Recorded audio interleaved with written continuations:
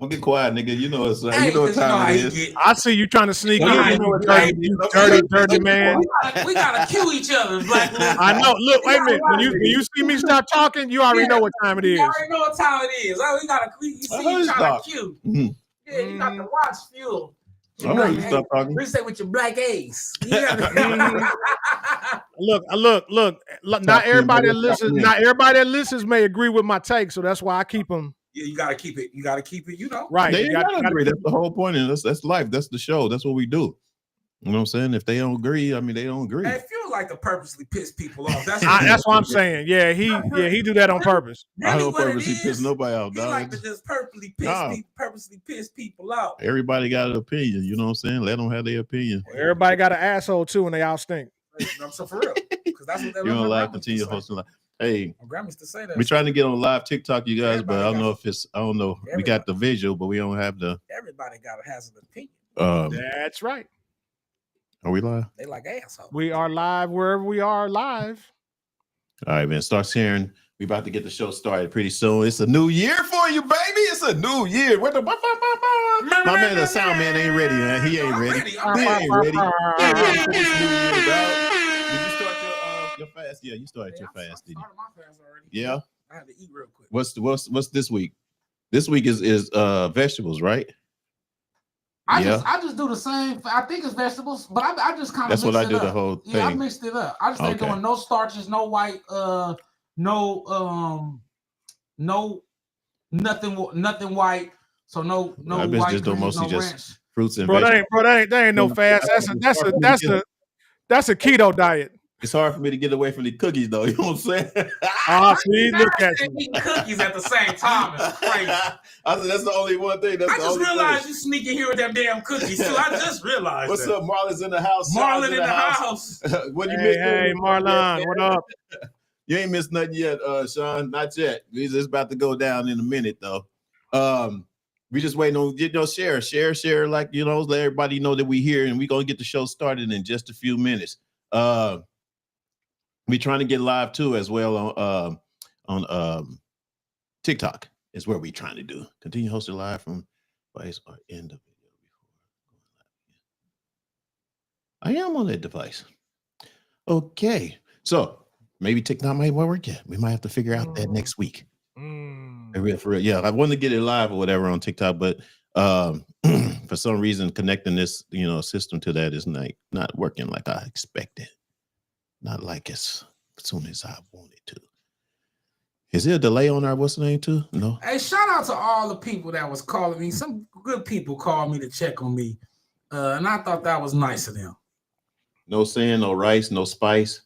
Umar Jackson. Johnson. Umar, bro. No sand, no rice, no spice. Hey, Umar, bro. I don't let's not even get started. Me and Marlon pass Umar videos all day. Yeah. Umar need his ass whooped. Hey, Hey, Dr. Umar. Hey, Dr. Umar is Malcolm X meets, and he like 15 black revolutionaries in one body, but he full of shit a little bit sometimes. Yeah, that part. So he be saying shit that Malcolm X be like, hey, hold on. Hey, when you make Malcolm X, Big O's in the house, yes sir. We back, man. We back. I told Marlon, I said he like Malcolm X meet Martin Luther King meets Medgar Evers, and then he throw a little splash of what's my boy not Nelson Mandela. From Jamaica. And man, are you sharing, making so we can get these people in? How you think these people got in here? Ain't nobody in here. Yeah, we in here. Marcus Garvey. Oh, yeah. Oh my God, he say Marcus Garvey is his great uncle or some shit. That boy. Hey, Umar is crazy. His last little rant, he's talking about zesty festers. I said, hey, grow up, Umar. Look, he be talking like Cat Williams a lot of times. He be dropping jewels. Cat be dropping jewels though. No, telling the shit. Yeah. Cat's a snitch. No, he ain't no snitch. He just tells what the fuck's going on. That's all. They don't make That's called snitching, boy. I try to I like how you made the sound. Right. I don't care. Yeah, he just telling you what's going on behind the scenes. That's called snitching. Nice, don't you? Hey, man, we about to get this show started, man. Y'all guys ready? Yeah, we ready. All right, that's man. dry snitching. I know, dry snitching. There you go. Mm-hmm. All right, let's go, baby. All our illusions will disapparate, and all the reasons start to fade.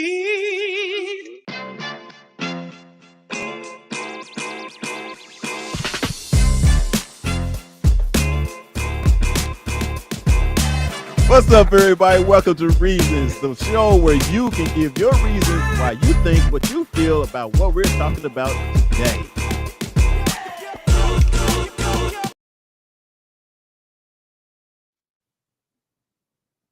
What you do? Boy, Man, I just started, man. Not because we, yeah.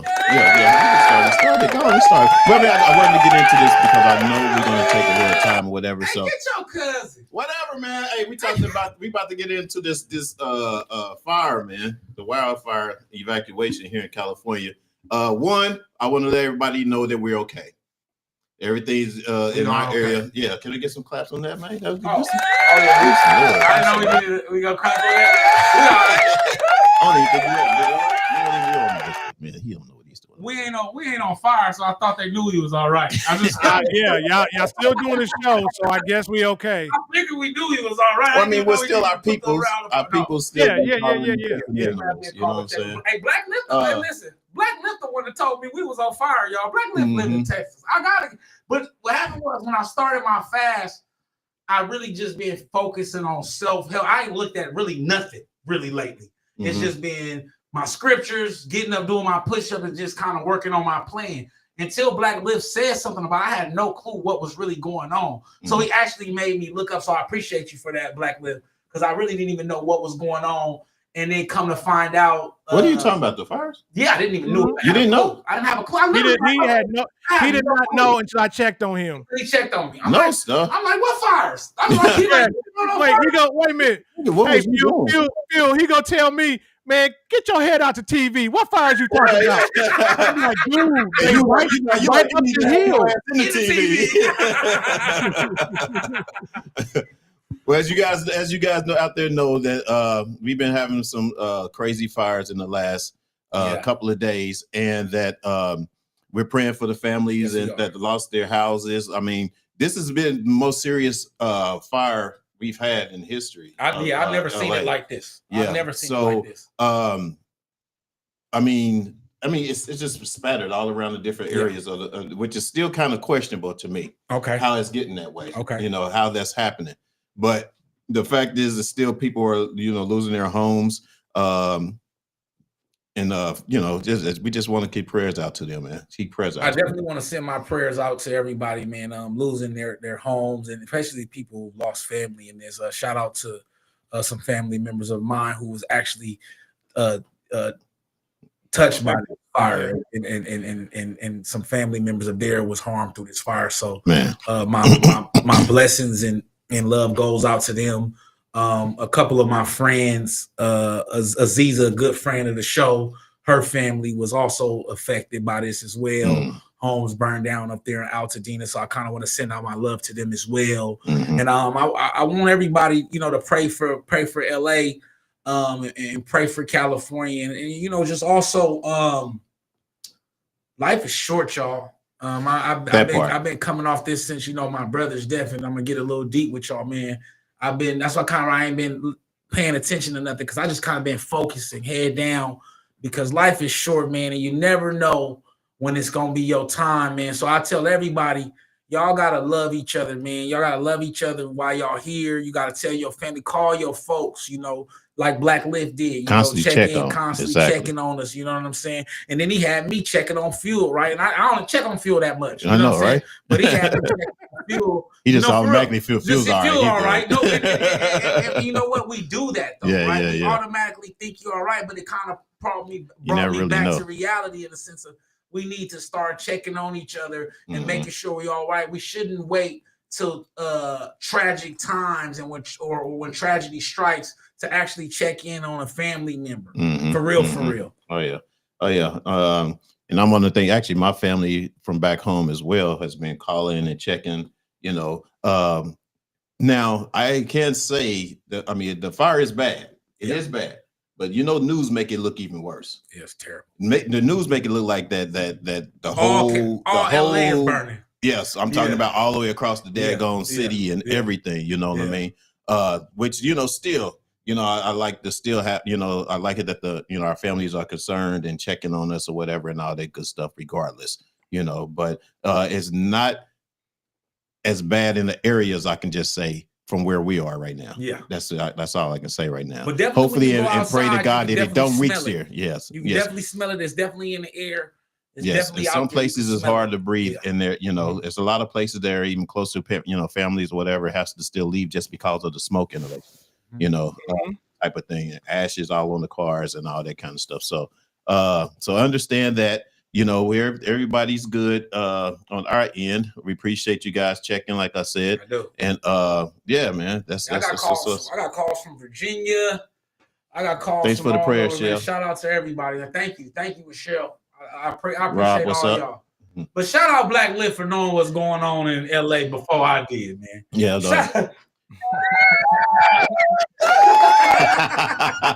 man, look, like I said, man, I ain't got no job, so I just try to stay informed on everything. He keep his ear to the streets, man. Yeah.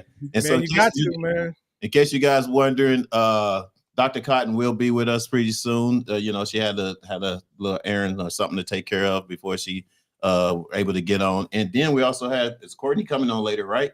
Yeah, Courtney should be here too. Oh, okay. Yeah, we got two ladies in the building. We got two ladies in the house.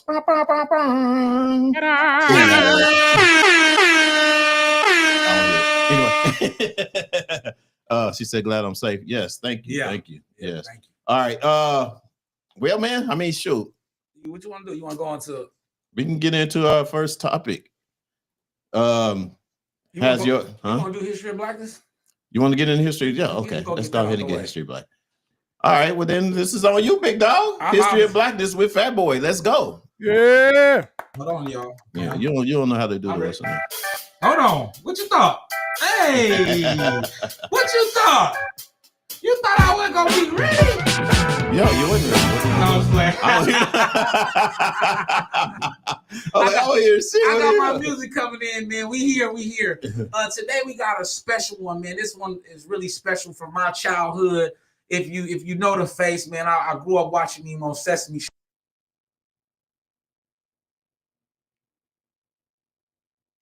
We can't hear you, Fat Boy.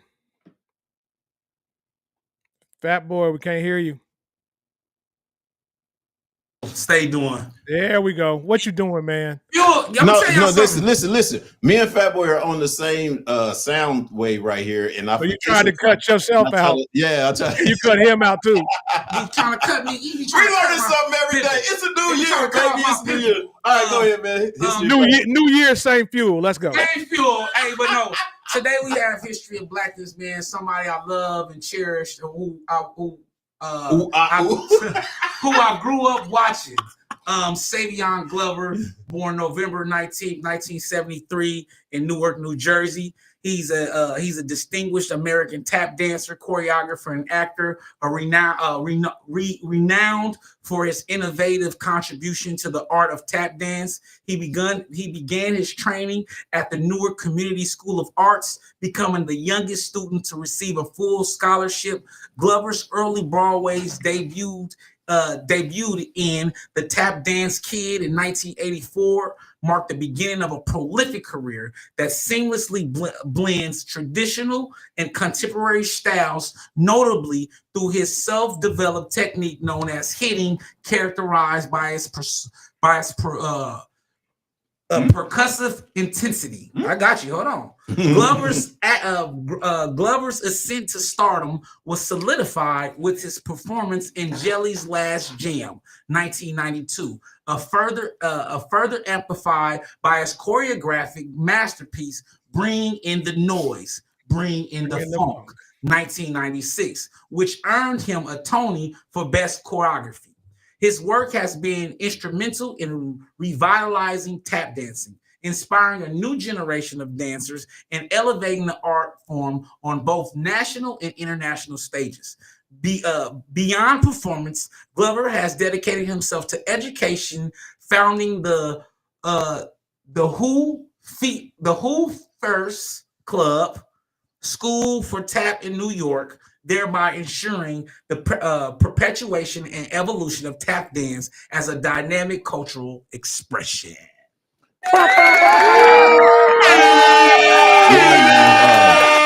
He's a bad boy, though.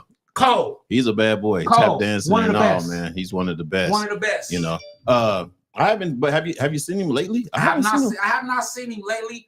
I think Black Lift hit it on the head. I think the last thing I did see him in was Bamboozled, and then kind of like what you were saying, and the reunion that they did, or the honoring of Gregory Hines a little bit before he passed away. But I'm sure, like you said, he still has his community activism. He has his program. This dude, I thought about him because remember we had did Gregory Hines, and Black Lift kind of talked about him a little bit. And I could, some people I never remember their names, but their faces, kind of like a placement in your life. I've been watching them from Sesame Street since a tiny tot. So I always knew who he was, but I always would forget the name. So I really wanted to give him his flowers while he's still here. A lot of times the people that we talk about, they're gone, and we're giving them their flowers. But every once in a while, bring a sleeper on y'all. Somebody that's still alive, that's still here, that's still contributing and still doing things that we don't talk about a lot, right? We don't talk about how great African Americans were in tap dance and choreography and things like that. And so I definitely think that we have to start to explore different options, you know what I'm saying, and see where we are great, man. And maybe you never know, this may birth the next tap dance legend by here and see about Savion Glover. True. I told you I used to tap dance, didn't I tell y'all that? Well, I remember you and Mr. Bojangles, Yeah. That's my favorite story. I remember that, Phil. But I won awards in college playing Gregory Hines. I told y'all that too. Yeah. You know what I'm saying? So it's right up my alley with that. Savion Jr. All I knew was basic. What's up, Tracy? Jordan's in the house. I appreciate you, Tracy. I remember. Yeah, Tracy's I remember her from high school. Tracy was my girl in high school. Well, not my girl, but you know what I'm saying. My friends. It's always about fuel, fat boy. No. Did you know? You didn't know Tracy? Anyway, let me get off that. All right, man. Let's get into it. All right. So, has emotional capacity reached? Wait a minute. What is it? It's peak. That's what we're talking about, right? Yes, it is. Has your emotional capacity reached? What the heck? That's not how you in a relationship. That's basically how you go ahead, fat boy. You just tell us how did that? Go ahead, you gotta know. No, you came with it. So the issue was what we're saying is understanding. The title is understanding your emotional capacity once it's reached its peak. Yeah. So has your emotional capacity reached this peak? And how would you handle it? That's the question. Hey, say it like the blackest book. Hey, I forgot we got people watching this because I almost said something. That's the most ghettos I ever heard in my life. No, I mean, you just said it. I just broke it down. I couldn't put all them damn words in the daggone title. There was a lot of shit to put in the title. Like, I had to make a whole paragraph for it. Okay. It makes sense. Hey, but you know what? I got a video. You got a video? Break it down there. I got you. I'm ready. All right, let's do it.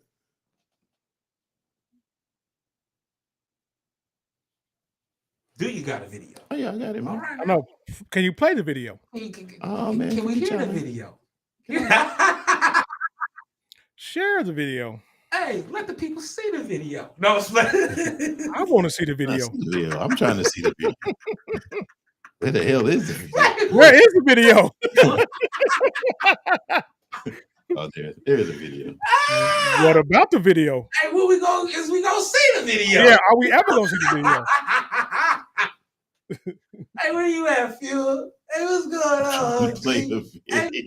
Hey, Phil, can I see the video? Hey. What you do?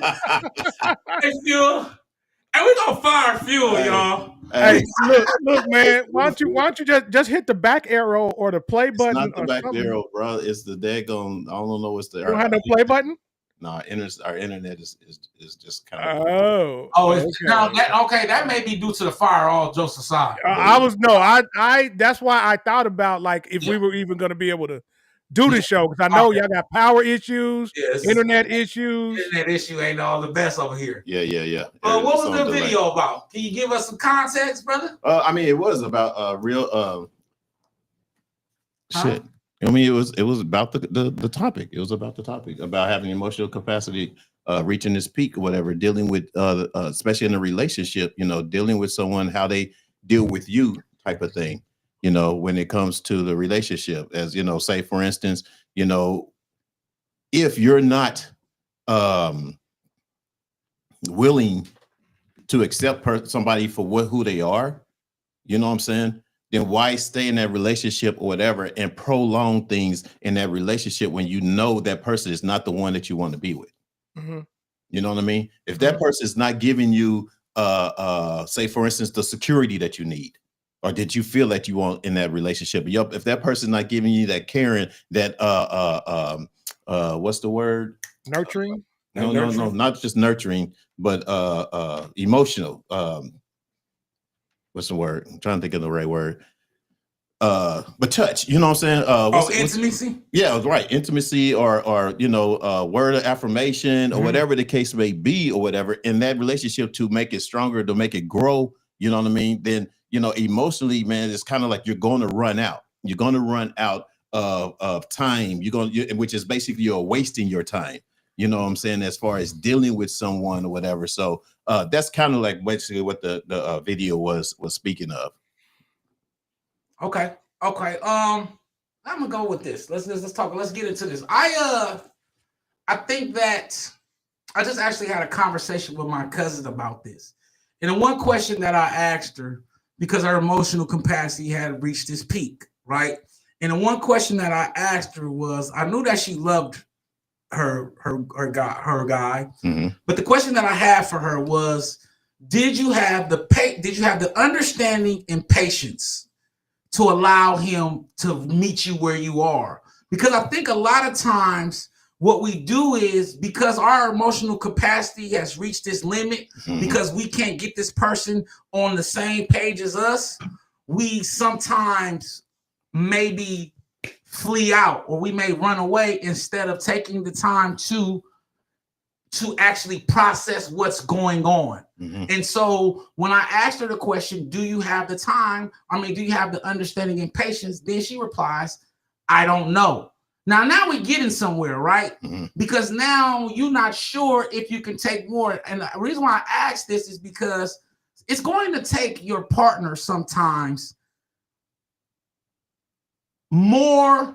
It's going to take you more patience than your partner has knowledge.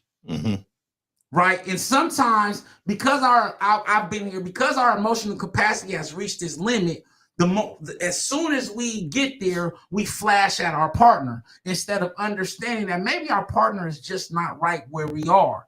And I think that I kind of want to turn this to Black Lift, because I know that Black Lift deals with this and understanding when sometimes when the emotional capacity has reached this limit, how do you handle it being in a marriage?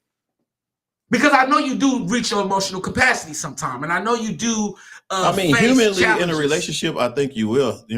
You will, as far, but like you said, it's how you handling it. Are you handling it to a point where it's just part of your relationship? It's part of a thing that basically that y'all do to help even grow the relationship. You know what I'm saying? As opposed to being something that you can't handle and don't want to be a part of anymore. You feel where y'all hear where I'm coming from? So basically, he's married, but say for instance, us, we basically, still trying to find that person, so when do we reach that capacity of, emotional, capacity at the point where we kind of like, oh no, man, I can't deal with this one. You know what I mean? You know, and why? Okay. Why do we? And why? And how long do we deal with it? I think as long as, and like I told my cousin, as long as you have the patience and understanding for that person, right? I think that you have to allow a person, as long as it ain't too far out of control, because your emotional capacity can be also dealing with the traumas that you have on yourself as well. So until you've addressed all your traumas and all the things that you dealt with, you can't, as soon as your emotional capacity reaches its peak, you can't immediately say it's my partner's fault, right? Because we both play a part in this. Now, are sometimes some of the things that they say triggering me? Right? That could be possible. But then if they're triggering you, then there's something in there to be triggered as well, right? And so I think when handling emotional capacity, it's a double-edged sword. You have to have the patience and understanding with yourself as well as your spouse. And I kind of really definitely want to hear this from Black Lip, and then I'll be able to spin a little more. Go ahead. Talk to me, Black Lip. So this is a multi-pronged attack per se. Come on, So number one, this is it's an age-based issue as well as an individual one. I agree. So when we live in the younger society has gotten to the point that it's a microwave society. That if things don't hit right away, I'm out. You know what I'm saying? You may not ever even be able to reach that emotional capacity because you're gonna be out. Okay, that's number one. Number two. Part of the things that we wrestle with as humans is when we're in a relationship, are we so comfortable that we'll stick with the evil that we know instead of the evil that we don't know? Okay. You know what I'm saying? That right there is a really big answer because a lot of people get in relationships and they're scared to quit or to leave because then it's like, okay, hell, I'll be alone for a while. You know what I mean? I'll be alone for a little while. So I personally disagree with the statement with the phrase emotional, like reach this peak. Okay. I don't think there is a peak and there should never be a peak when it comes to emotional capacity. Yes. Because we as people, we can evolve, we overcome, we adapt, we learn different things, we learn different ways of how to deal with certain things. Okay. So if you've gotten to your capacity, your brain is constantly thinking and growing. You know what I mean? So reaching the capacity, no. Now you can reach a capacity in your understanding of your partner. You know what I mean? Or your understanding, or relationships can reach a capacity. Because there's gonna come a point. I have a friend right now that's in that same situation. Right. That it's like, okay, you and your partner don't really get along. So why are y'all still together? Because y'all scared to be alone. Humans we are relationship-based people. We as a species are meant to be together. You know what I mean? But it doesn't mean that the person that you're with right now is the one you're going to end up with. True.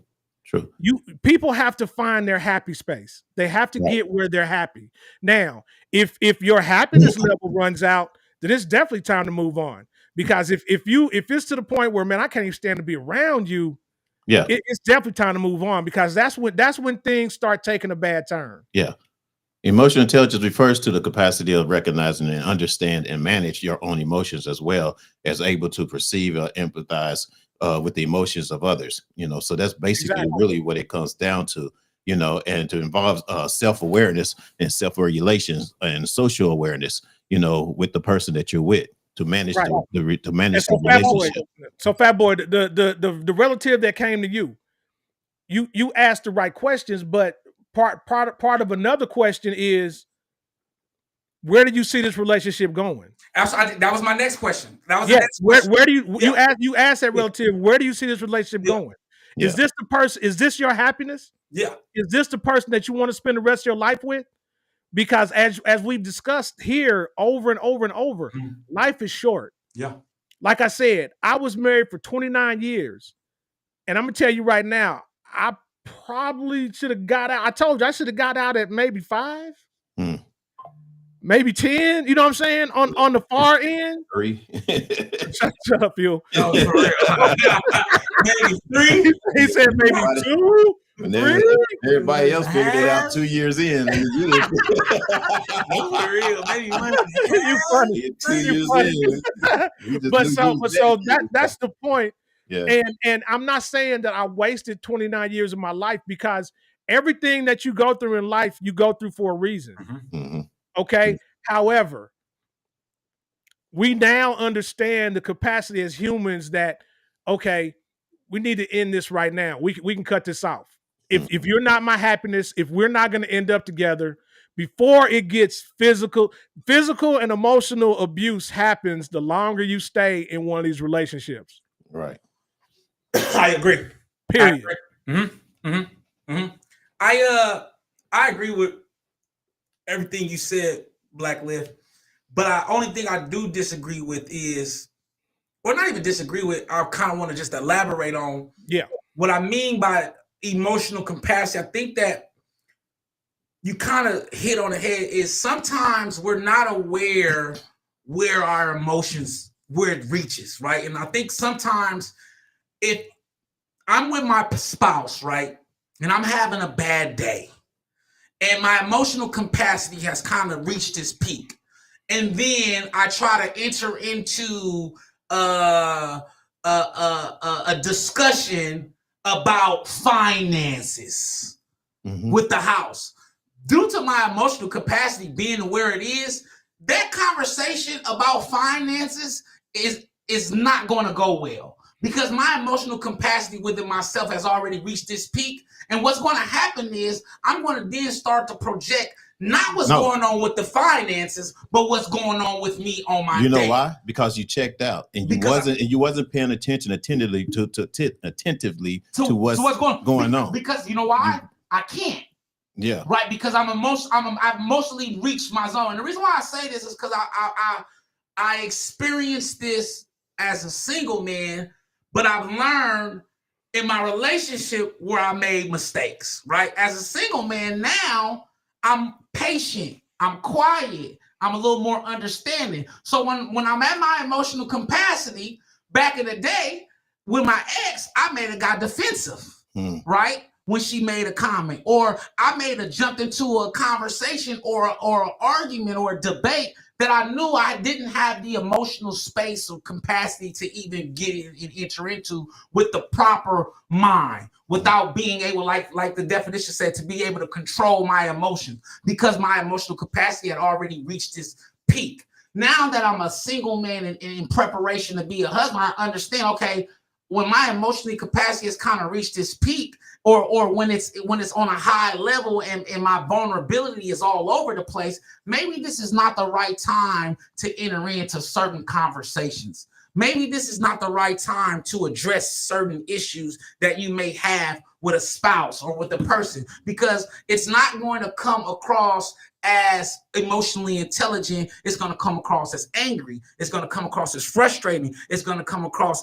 But that's when you got to deal with a lot of your, like you said, that's something within yourself. If you don't have the empathy and the understanding of the person that you're with, then yes, you basically still have work to do on yourself. Absolutely. Because if you're not listening enough to be like, you know what, I can at least see where she's coming from, try to figure out what the solution is, the conflict or resolution. You know what I'm saying? You always want to try to figure out what is it that basically that we can do to make this better. Start thinking of that as opposed to staying midst of the conversation, of the argument. Prior to therapy, brother, I had no clue what the hell we talking about. So, you know what I'm saying? So it sound good, right? And so I'm able to look at it from hindsight 2020. I'm able to look back like, oh shit, that's where I messed up. Oh, that's where I messed up. That's where I messed up. Not, and I always tell Phil, not taken away from me. It's just paying attention. Like shit, I may have shouldn't have said nothing right there because I really wasn't in the right emotional space to even say anything. You get what I'm saying? But because of my own past issues and trauma, and I immediately wanted to defend myself, right? Because I was defensive. I immediately jumped into something and made the situation worse for myself. And so as I started to, as a single man, I look back, I'm like, oh, okay. Now I'm able to see, okay, I'm here. maybe I need to pull it back a little bit. This is like you say. This is like you said, Phil. This is the time to be quiet. This is the time to listen. This is the time to understand. Like Black Lip always says, this is the time to listen to understand and not listen to respond. Right, those moments. Right, but before, I'm just being honest. Yeah. Prior to, I wasn't always there. Right, I didn't even know. I wouldn't even know how to have this conversation with you, gentlemen, because I'll just be like, she on bullshit today. And I'm not with it. I'm not having it today. Let us hear some of your comments, you guys, while we're talking as well. I see Marshall's in the house. My boy.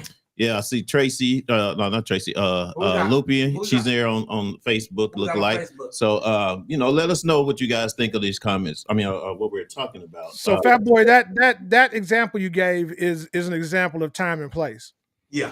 Because you can't when one thing is going on, you can't immediately jump into something else, especially something serious like finance or something like that. You're right. That's when, like we've talked about before, you be like, I mean, you have to hit her with, hey, babe, I'm kind of at my limit right now. So if we could come back and talk about this later, that give me an hour. Okay. Yeah. Give me 30 minutes. Give me an hour. We can come back and talk about this because right now I'm not in the right place and this is not going to end well.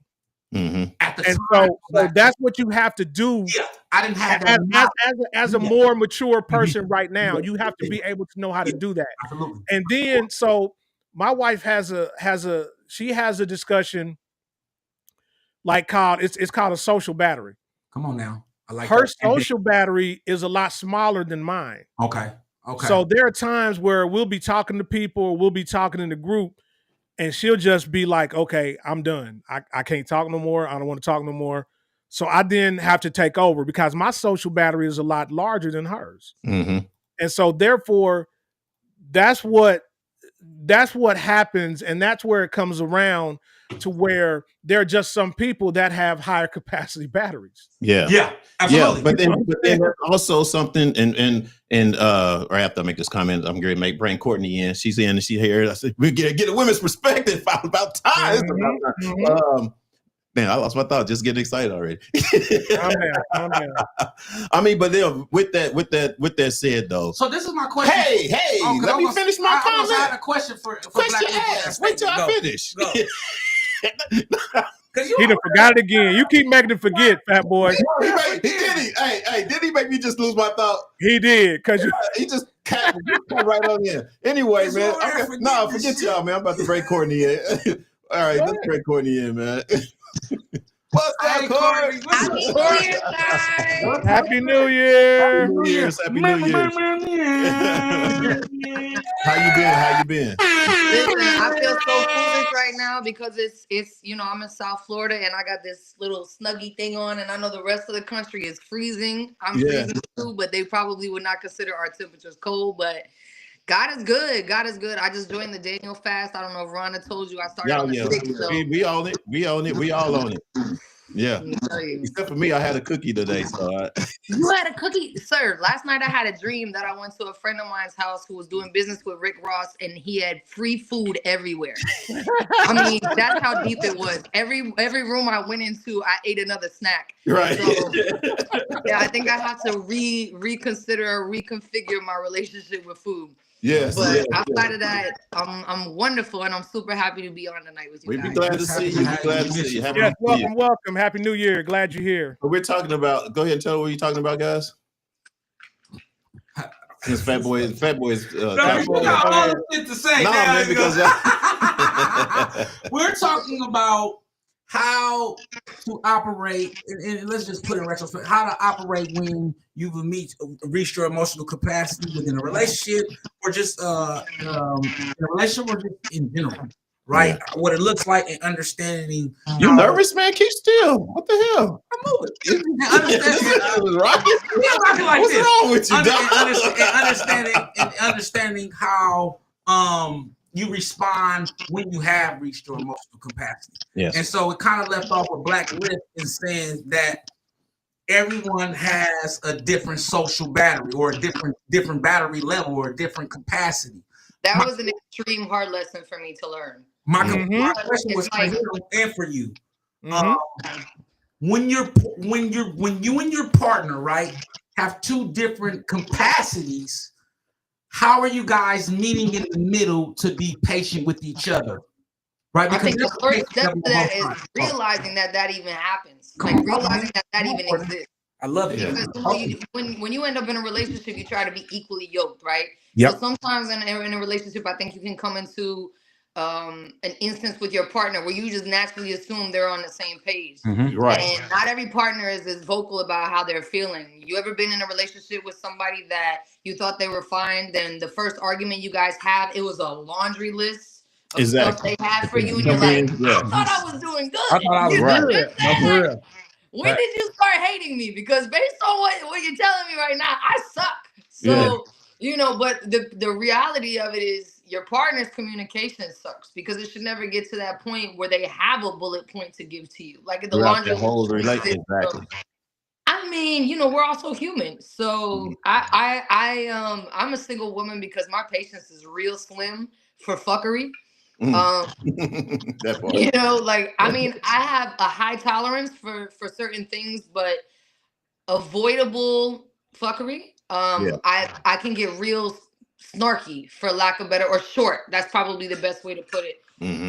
I think really just being able to navigate that conversation with your partner is important. I saw a video sometime back where the lady and her husband, I guess they were, I wouldn't say that they were like veterans in the marriage game, but they were maybe like middle age. And the wife was like, look, sometimes I come home and I'm like, babe, I got a solid 10%. Right. This is what I got. You know what I'm saying? So I'm telling you, as my partner, as my lover, as my confidant, as my husband, as my leader, I need you to pick up that extra slack. And I think where we mess up a lot at is, and that's like not just with this conversation, but with, I would say, like 80% of problems in relationships come from not having conversations before those relationships even begin. Yeah. And we do that. I mean, I've done that, especially in my younger age, because it's like, man, I really like this guy. I don't want to put too much on him. I don't want to put so much pressure. I don't know if they're going to fold, and I would rather just deal with it. Maybe I can navigate the personality in a different way. Like, we feel like we have it handled, instead of just coming out of the gate and saying, this is what I can do. This is what I can't do. These are my spaces that I'm comfortable in. These are the spaces that I'm not comfortable in. I was with my ex for 6.5 years, and I hope he never sees this video. And I didn't realize how, for lack of better phrases, how unconfident he was in rooms full of other successful people. And maybe that, I definitely think that was at the time in his life where he was moving from those spaces. I don't think he moves from those spaces as much anymore. But unbeknownst to me, I put him in situations that he wasn't ready for. And then I blamed him for not being ready, if that makes sense. So I like that. We have to be accountable. I think it was him for not being ready, but not support him in a way to get him ready. Absolutely. Absolutely. Like, the fault was on me. And I saw a video a long time ago. Maybe not a long time ago, but a few years ago. And it was Alicia Keys. And she was saying, like, if you're putting your partner in a position that they're not equipped to handle, that's your fault. You're setting them up for failure. Exactly. And then to be angry with them on top of that, like, you got to hold yourself accountable. Yeah. The problem might be you. Exactly. Yeah. And so when you say that, Courtney, that's exactly what I was explaining to the fellas, is that my wife is not, her social battery capacity is probably about 30%. So no, she's not. I mean, look, hey, when she gets there, she busts out that whole 30 and she's done. She fired that whole clip. It's a wrap. Yeah. You know what I'm saying? That's my mom all day long. That's it. That's it. It's a wrap. Yeah, she showed up, she brought the plate, and now we go home. Right. So my capacity is probably 150. Oh, I mean, you're on the same page. Yeah, I can let it rip. So if we go someplace and we meet a bunch of people, matter of fact, we just had a wedding we went to in Houston this past weekend. And so, we went out with them after, because it was a courthouse wedding, but we went out afterwards. And my wife was like, when we got in the car to come home, she was like, man, I'm so glad that you picked up that slack, because I was done. I was out. I didn't want to talk to them people. It was a wrap. But that's what comes from being together and, like you said, being equally yoked and understanding that if you get in a situation like that and you fail, it's your fault because you put them in that situation, because you should understand and know someone's emotional capacity, their emotional battery, their social battery, stuff like that. And so I knew that. So hey, I stepped in, took over, ran the conversations. We talked about this, that, and the other. She just kind of bled back in the corner a little bit. But you know what I wonder though? That's who she is. I wonder, to that note, I wonder how it affects a man versus a woman, because especially in a place of where, like, it's a powerful situation, or you're in a group, or you're in an event that is prestigious or successful. So as a man, if you're kind of back in the corner and your woman's running around like a social butterfly thing, networking and stuff, to what capacity does that make the man feel inferior or uncomfortable in a way that's literally got nothing to do with the social battery? Now it starts to roll into a confidence level, or maybe a lack of security within themselves, which So basically, you're asking the question: at what point did you just emasculate that man? Exactly. You know what I'm saying? You just made homeboy a cuck. Pardon my expression. You know what I'm saying? You took over. And for me, I get what you're saying, and nowadays that's very important. But I do think that there's a lot of men nowadays that are mature enough, or that understands themselves enough to where it doesn't bother them. I know for a fact. I mean, I know me. I don't. I mean, but I'm any of those men that are out there. My number is 305. Exactly. Get that number. But that's what's up. It's like you. But that comes down to the man that you choose. Yeah. Because you have to choose a man that is secure in himself and in his manhood, to not to become emasculated because you took over the conversation. For sure. Now, in this instance, I was talking about my ex. We were together for like 3-4 years before this happened. And there was no signs of this type of behavior. I was going to say, you have to see how that person moves or whatever when y'all are out. But if you was together for 3 years and that happened, that's like something was missing a long time, or y'all ignored whatever the elephant that was ever in the room or whatever, to the case to where y'all, you pushed it away until you hit that capacity and it blew up. You know what I mean? What I've learned is you don't know what truly affects you until it starts to affect you. Yeah, it's all good. What do they say? Shit's all good. When everything's cool, it was probably just that one event that he just realized, like, oh shit, she more popping than me, and I don't know how to take it. You know what I'm saying? And it's not on. It's on you in the sense of not understanding, but then it's on him because he wouldn't have known until he was put in that position. So I think a lot of times you have to be placed in some of these situations to even know that those things are going to affect you in that manner.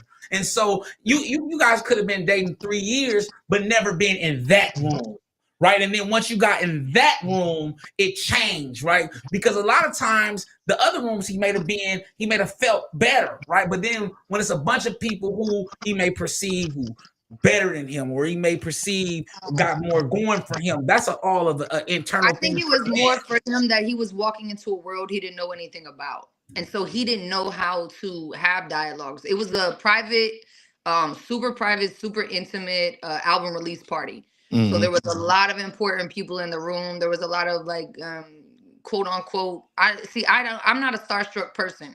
If you're a famous person, I will go out of my way to ignore you on purpose, because everyone else is going to run after you. So that person that everybody else is running to, so they're looking at me like, who is she? Why is she not trying to get to know me? Yeah, facts. So, I have this theory. It's called don't chase the cat. You gotta have what the cat wants. Yeah. If you chase the cat, what happens? The cat's gonna run. Yeah. It's gonna run fast. But if you have what the cat wants, it's coming right to you. So open up that can of tuna. I think it's more about knowing what people want from a network capacity. And I think he felt inferior as a man because he didn't know how to navigate those types of personalities in that type of close setting. Because we're talking about maybe 20 people in this small studio. But Courtney, I got a question for you about that part though. how did you make him feel after that party? Oh, or during that after party. or during? During and after, because in my opinion, 1000%. While I was there, I was in my own mind. I'm like, I'm not see, talking to you. I'm not talking to you. I'm gonna move this way. That's why. When I realized he was uncomfortable, I was having a conversation with an engineer, and like the engineer's right here, and my guy was behind me. He inserted himself around and kind of grabbed my arm, and like inserted himself into the conversation in a very unorganic way. And I don't think the person I was speaking to realized what he was doing, but I did. Mm-hmm. And immediately, you know, so, I got to keep it all the way a buck. I looked at him like he was lesser of a man. I was like, wow. That part. Sure you were. That part. But that's what changes the whole thing. Then that changes his perspective because, like, once again, he didn't know he felt that way until like that moment, right? And then once you place him in that moment, that level of vulnerability that he experienced, and you didn't meet him where he needed to be met at. You changed the dynamic. You went from babe to mom. Ooh, shit. Come on. I think I went from babe to boss. Yeah. I mean, but dude, okay, you can say boss, mommy, whatever, but I'm just telling you. Basically exactly what she did. She went from the dynamic was changed to boss, because this is the thing. He was probably, like you said, he was feeling inferior, standing behind you guys or whatever the case may be, and wanting to be a part of the conversation. And you wasn't like, baby, you know what's up, and put him apart. Yeah, like, don't you think that I absolutely 1,000,000% did not include him in the conversation. Yeah. So like, if you would have asked me this 10 years ago, I would have fought you till I was blue in the face. But as a healed, grown, almost 40-year-old woman, how long do you lie to yourself before you're like, okay? Because if you lie to yourself, that's like paying a therapist and lying. Like, you will keep sweeping the dirt under the rug and watch how fast. I told you, you can lie to everybody, but don't lie to yourself. Don't lie to yourself. Exactly. That right there is just crazy. But that's what I'm saying.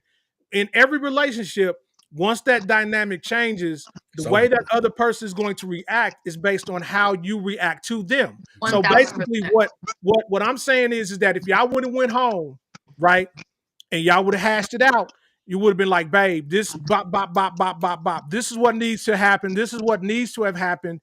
And it's okay if this is the first time this happened. Okay, we'll work on this. We'll get this where it needs to be. If you offer support, that's gonna help.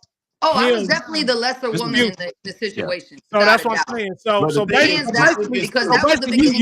You saw him as soft, and it shifted it absolutely shifted my perspective. If you never watch, like when you go out with someone, you watch the way they move in a certain atmosphere. You know what I'm saying? Some people are social butterflies, some people are quiet. Some people intelligently know some shit or whatever. He never shuts up. Yeah, he but never shuts up. He'll tell you his bank account information if you talk to him long enough. I used to tell him all the time, stop telling people all your business. Yeah. So I was super taken aback when he was just quiet like that. I was like, this is the guy who will talk to anybody that'll listen. Like he was a very social person. He wasn't unsocial at all. No, if anything, I probably was. Is the way you guys y'all have been together for a while before this has happened, right? Yeah. So y'all been out and about or whatever. So the discussion of when y'all going to somewhere like that capacity, you know what I'm saying? And if y'all would have had some sort of discussion, hey, we're gonna get here, we're gonna do this, but y'all supposed to work. Correct. Him. You working on him and hoping he do his thing. Because now it's a competition. Yeah. He went to prison for 2 years, and when he came home, like I think just conversations weren't had. You know, when he was getting all the attention or whatever, and he trying to insert himself in there or whatever, that's when it begins. It's her against me. So you took a man 2 years out of prison to a. I'm not talking about he got out yesterday and I took him to this place. But when he got out, I rocked with him for 2 years straight, held him down, did everything that he wanted me to do. And when he got home, I was like, I'm fucking putting my foot on the gas. I opened my company in 2019. I had ambition. I had dreams. There was mad things I wanted to do in the community. He didn't understand networking. He was very insecure. He's English, Irish, Sicilian. And it's no secret that I grew up in a different culture than he did. Right. So I think also the fact that there was a lot of successful Black men in the building, I think it became bigger than what it was. Right. And I was so blind and selfish in that in those years that I didn't even see he was uncomfortable. Right. You know what I'm saying? I didn't read it as uncomfortable. I read it as weakness, which was really wrong on my part. Like, I pray about that relationship all the time because, I mean, he did his share of shit, but you know, there's a lot of instances as a woman that I did not provide him the space that I was supposed to provide him in order for him to maneuver through those types of situations. Because a woman is supposed to make their man feel secure and safe. Exactly. So the first blood was drawn on me. Yeah, but how many of us are willing to make that, you know, to stand in that and be like, hey, right, that was on me. Yeah. Because that's the first thing I should have said when I got in the car. Yeah. Yeah, exactly. Absolutely. Should have definitely addressed it. Hey, babe. I really did know. I'm sorry. What about just I'm sorry to start out with? You know, for sure, absolutely. Maybe I hope he does see this. No, maybe we should see it. What, you trying to get him back or something? What you? Oh my God! Listen, if he called me tomorrow and was like, "Courtney, let's get married," hands down, I would go with him. One of the greatest hearts, greatest humans I know.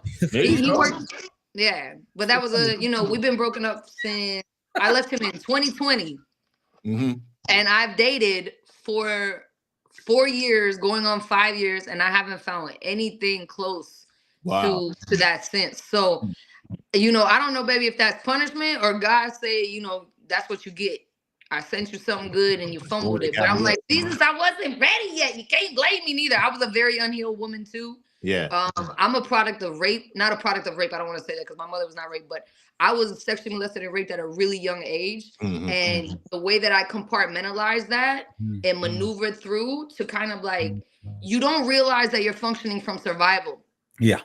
At some space, you have to kind of stop, rip everything open and reconfigure how you maneuver through situations. True. And I was super far from that at that point. It wasn't until I went to Africa and saw like real lack of freedom for women that I was like, holy shit. I can't expect people to understand where I'm coming from, especially on my family side, until I really vocalize and do the work. Exactly. So you have to do the work. If you're not doing the work on either side, then, the whole conversation is pointless. Right. Yeah. Man, that's deep. That is deep. We got real right there. Yeah. No, but it's reality and it's the truth. And then the growth, like you said, but it was, even though, like you said, it might be the guy that got away or whatever, but it was also a thing for you to heal and mature up to the point to where you are right now. 1,000%. The woman that I am now and can be is like day and night. Like, I'm literally like printing gold now as a woman, but that's why I'm still single, because I'm choosing not just to jump into something because it feels comfortable or jumping into something because I'm lonely in the moment. Like, I can just buy an extra pillow. Exactly. Right. And have a conversation all the time. People come into your life for a reason or for a season. And I think that a lot of times we get caught up in the regret and we never focus on the lesson at hand. Absolutely. I was just talking to a friend of mine's, like, the man I am today was the mistakes I made in a relationship yesterday. Yeah. You know what I'm saying? Because Fat boy, it's funny you said it that way. I say it a different way. People come into your life either as a lesson or a blessing. Or blessing. Right. Exactly. And so I personally am a living proof of the lesson side of it, right? Because I learned so much from this woman to where it's times where I'm implementing things in my life that she told me to implement. But because, like Black Liv was saying, because of the timing, I wasn't there. And because I wasn't there, I wasn't able to take that advice. Now, I can look back on myself and I can beat myself up for it, but I can also say, you know what? That's the reason why she was blessed into my life, because now I'm here and I'm able to be a healed person speaking on the knowledge. Not only do I have the knowledge, but I also have the experience on what to do and what not to do in those situations. And I think that instead of being in a place of regret, we should always be in a place of, damn, I used to be one way and now I'm another due to this. Yeah, gratitude, for sure. There's a situation of gratitude, because I was just talking to Marlon about this. Every once in a while, I might go crazy and talk crazy about my ex, and then I have to catch myself, right? Because I immediately have to say no, because I'm able to give you certain advice as a man because of the experience and the mistakes that I made with her, right? So I can't all the way take away the value that was placed inside of me through the lessons from that relationship. Absolutely. And I mean, dare I say that overflows into everything that you do. It's not just an intimate relationship. It's like how you start to walk through life. My mom told me maybe like 10 years ago, she was like, everything you went through was a condition for you to be able to work with the kids now, for you to be able to connect with people who have seen the same pain that you've seen. Because, you know, not for, you know, just for lack of better phrases, nobody's hiring a fat trainer. You Absolutely. know what I'm saying? Yeah. No one's gonna hire a dietitian who's literally diabetic and has all kind of metabolic problems. You know, you're not gonna hire a doctor to fix your tire. No. You have to have those experiences to go through things, to have that value in other places. And selfishly, I think sometimes we don't see that. So, you know, it's definitely a conversation that I think more people should have, so they can dive deeper into their traumas and deeper into those things, because those are all conditions of their soul's growth, so that their flesh can accomplish what it needs to accomplish on this earth. So there's a couple things. Let me tell you, I was hell in heels, baby. Yeah. There's a couple things that you said that I just want to kind of go back on. So number one, I'm a firm believer that God answers prayers. Yes. But he don't always answer them the way you think, the way you think and the way you want them. Come on now. Yeah. Okay, that's number one. Number Yes. two, if somebody is not in your life, they were removed for a reason. Come on now. Yes. So I don't, so like, and then number three, which my wife totally hates, but I tell her all the time, don't go backwards. Absolutely. You need to move forward. Don't go backwards. Like I said, one of her best friends right now is went back to dating a guy that she dated in high school. And I'm telling you now, look, baby girl, there's a reason God took that dude out of your life. And you know what? Shit ain't working out. That's what You know what I mean? with. I told you, man, you don't go backwards, bro. I mean, sis, bro, no, going backwards, there's a reason that people are removed from your life. Absolutely. You may not agree with it, you may not like it, but like they said, God don't make no mistakes. Nope. God's been telling me for 4 years straight, focus on myself and heal Exactly. And the more So that I if date, person's the gone, worse that it got. if they gone for a reason.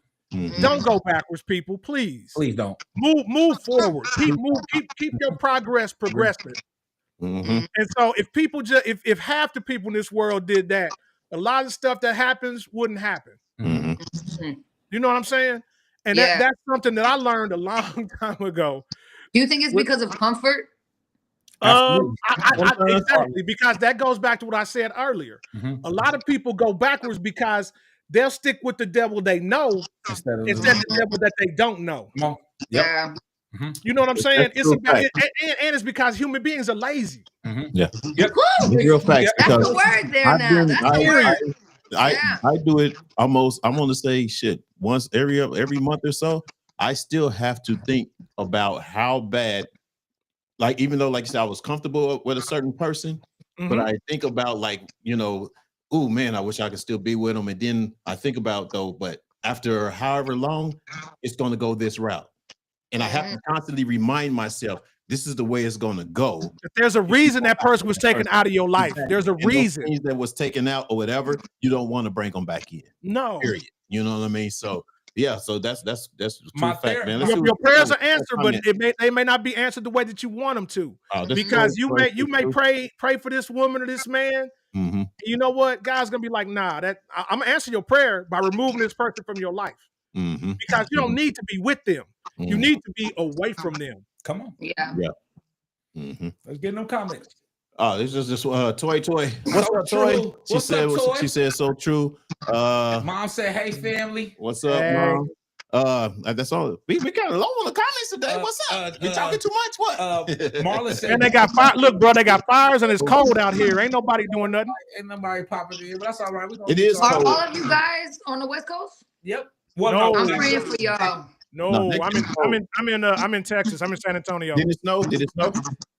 Nah, bro. I think they got a little slush up toward Dallas, but where I am, we got rain and a little bit of cold temperatures. But I'm in Central Texas, bro. So we kind of don't get that stuff too much. Mm-hmm. Toy said, "Hey, Unc, they talk the truth." Yeah, they do. That's why I love them. That's exactly what it's about. They do. Continue and hey, share this toy while you liking it. Share it, and let other people hear the truth, especially your girlfriends. She works at a hospital too, so let all of them know. Hey, I'm not gonna hold you, and I know this is the unpopular opinion, but as a whole, as women right now, like we're doing a really shitty job. Bang up. A bang up. And you don't want to get me started, Courtney. Oh, I know. You done opened up a whole nother can of worms. I mean, a bang up job. It is what it is. You know, I know we like to point fingers a lot, but the ladies are not doing a great job out here right now for our men. Like, but you know, we've damn transactionalized everything. Yeah, but you know why? And I just was telling Marlon this. And we don't feel safe. I don't feel safe. Me and Black Live talk about this because y'all choices are bad. That's the problem. But because men don't set a standard, we just want to have sex. Y'all choices are bad. There are more women than men. Period. So the dudes that are not married or locked down, what you got left out here, Fat Boy excluded, but there you have a lot of man children. Yeah. Yes. They're not grown up. They're not getting the mentorship that they should have gotten at a younger age.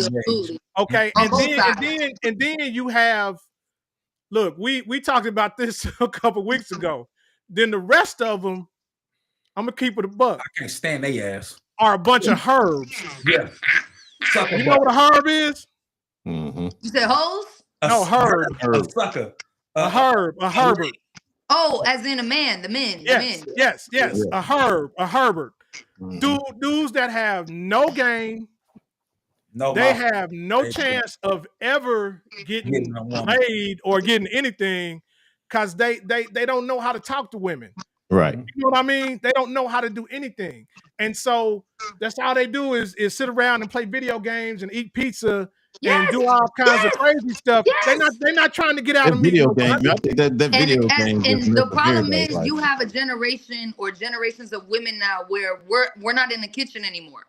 It's a bunch of opportunity for women who are stepping into business spheres. Exactly. So you have women in business spheres. We're searching men who can lead. But these men that are playing the video games, we're like, listen, love, I love you, but if I can see that the railroad tracks stop right here, I'm not going to keep following you off this bridge. Exactly. If I question your decisions now I don't know, can I trust you? Can I follow you? Then I start to go into a future perspective and I'm like, do I really want to have kids with this man? Them same dudes are telling you they're telling you to be a woman, but they don't know how to be a man. Yeah, now that's a real conversation that my generation is just, that's the problem. We're all turkeys with our head in the sand, pointing fingers. You did this, you did that. No, there's assault on both sides, and somebody's just got to put their foot down and be like, I'm tired. I don't want to play the game no more. I was having this conversation the other day with my homegirl about race. She has a horrible race complex. So do I. She's a mixed chick from New York, from the Bronx. So she has her realities. I have my reality. And I said, this is an American problem, bro. It's a game that I don't want to play no more. So at one point, I just stopped saying, hey, I'm good on it, bro. Y'all want to play the game, but I'm good. Because there's no win. There's nothing to attain by this intricate ass pointless conversation. You're blaming people and blaming it. You're pointing fingers on nobody. Living right now, for the most part, is still dealing with that type of reality. And you got people that are unhealed, pushing their traumas on generations that's not their reality no more. So you got people hating people for no reason with nothing to stand on. Yeah. That's just division. We're meant to be division. You go to any, like, is it just me? But every single fucking commercial, excuse my French, I'm really working on that. It's all good. But every commercial I hear, they don't ever say, oh, Chinese women have this more problems than black women, or Mexican women have this many problems more than white women. No, it's never that. It's black women against white women always. Always. Black men against white men. Like, I don't know y'all's battle. I got 2 brothers, and I tell my brothers all the time, it's a bad time to be a white man. One of the reasons why I left my ex, and this is just super gutter, is I was terrified of having a baby with a white man. Because I was like, what if I have a little boy? How am I supposed to explain to him why the country hates him? Like, how do I look at, what am I supposed to tell this kid?